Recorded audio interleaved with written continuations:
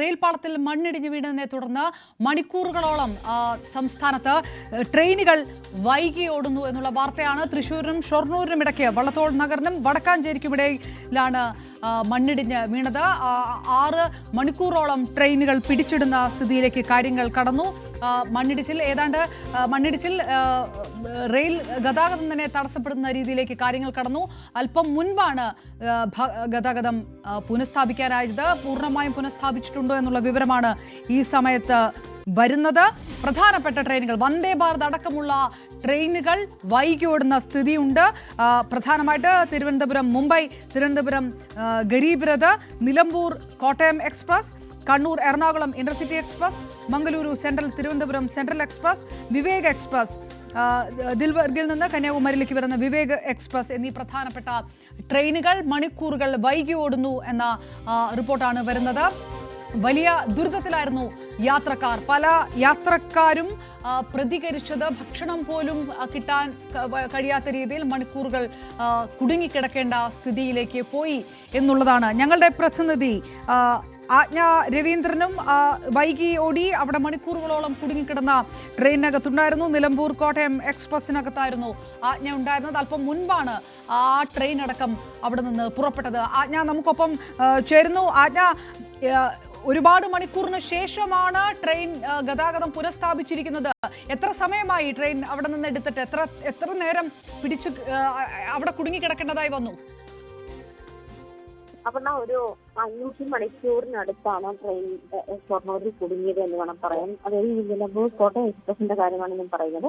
അതിനു മുൻപ് തന്നെ സ്റ്റേഷനിൽ എത്തിയ ട്രെയിനുകൾ അതിന് മുൻപ് തന്നെ ഇങ്ങനെ ഫോൾട്ടിലായിരുന്നു. ആ ഒരു 10 മിനിറ്റ് കൊണ്ട് പൂർണ്ണമായും വടക്കാഞ്ചേരിക്കും വള്ളത്തോൾ നഗറിനും ഇടയിലാണ് മണ്ണിടിച്ചിലുണ്ടായത്. അതിന് ശേഷമാണ് ട്രെയിനുകൾ പിന്നാലെ വരുന്ന ട്രെയിനുകളെല്ലാം തടയുന്ന ഒരു സാഹചര്യത്തിൽ, നിർത്തിയിടുന്ന ഒരു സാഹചര്യത്തിലേക്ക് വന്നത്. കാരണം മണ്ണിടിച്ചിൽ അതിരൂക്ഷമായിട്ട് ഒരു പാളത്തിലേക്ക് മുഴുവൻ വീഴുന്ന ഒരു സാഹചര്യം ഉണ്ടായി.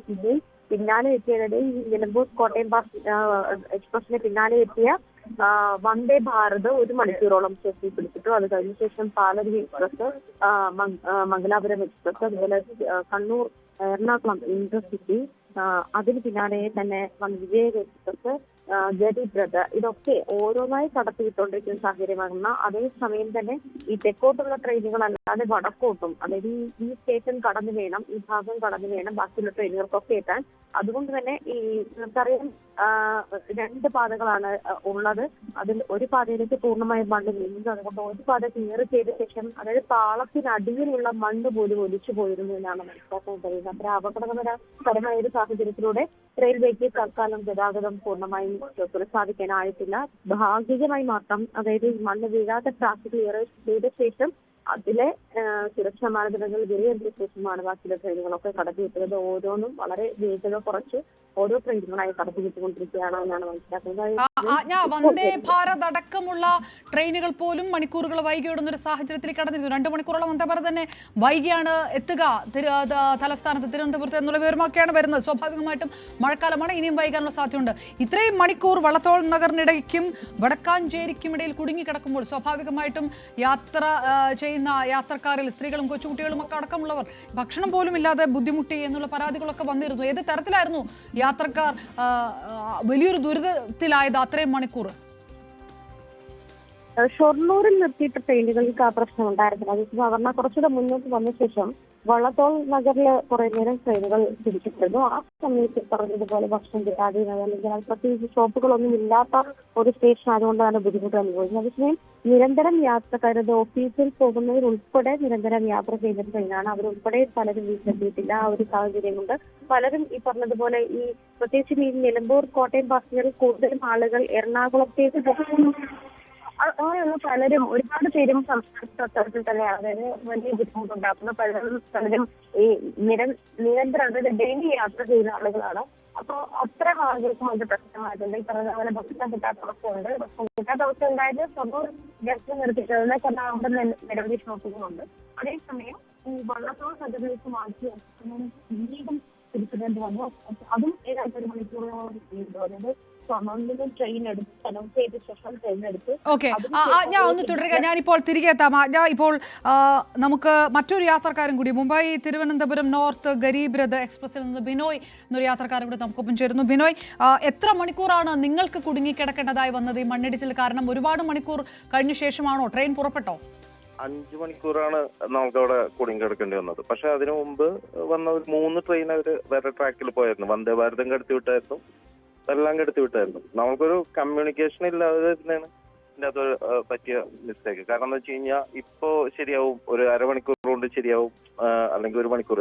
അത് നേരത്തെ ഇത്ര സമയം എടുക്കും, ഇതാണ് പ്രോബ്ലം എന്ന് നമ്മളോട് ആരെങ്കിലും കമ്മ്യൂണിക്കേറ്റ് ചെയ്തിരുന്നെങ്കിൽ നമുക്ക് തൃശ്ശൂരുള്ളവർക്കും എറണാകുളത്തുള്ളവർക്കും വേറെ എന്തെങ്കിലും ബസ് മാർഗോ അല്ലെങ്കിൽ തിരിച്ച് ഷൊർണൂർ എന്ന് വേറെ ട്രെയിനിലോ പോവായിരുന്നു. ഇത് അവിടെ കൃത്യമായിട്ടൊരു 5 മണിക്കൂർ കൂടുതൽ ഓരോ മണിക്കൂറും ഇപ്പോ ശരിയാക്കും എന്ന് പറഞ്ഞു കഴിഞ്ഞാൽ. ഇപ്പോ എന്റെ കൂടെ വേറൊരു യാത്രക്കാരനുണ്ട്, പുള്ളിക്ക് ഞാനൊന്ന് കൊടുക്കാം. ഹലോ, സെയിം ഇഷ്യൂ തന്നെയാണ് എന്റെ സഹയാത്രികൻ പറഞ്ഞ പോലെ. ഞാനും മംഗലാപുരത്ത് നിന്ന് ഈ ട്രെയിൻ വരികയാണ്.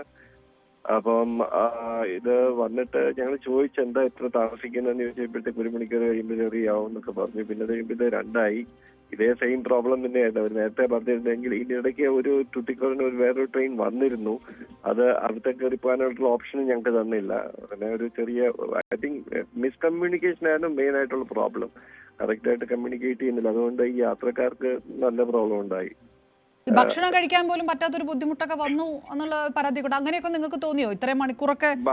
ഭക്ഷണത്തിന്റെ പ്രോബ്ലം അങ്ങനെ കാര്യമായിട്ടില്ലായിരുന്നു. ബിക്കോസ് ഒരു അടുത്തുള്ള ഒരു ഹോട്ടലിൽ നിന്ന് റെയിൽവേ ട്രാക്കിൽ വന്ന് കുറച്ച് ബിസ്ലറിയും അല്ലെങ്കിൽ മറ്റ് സാധനങ്ങളൊക്കെ കൊടുക്കുന്നുണ്ടായിരുന്നു.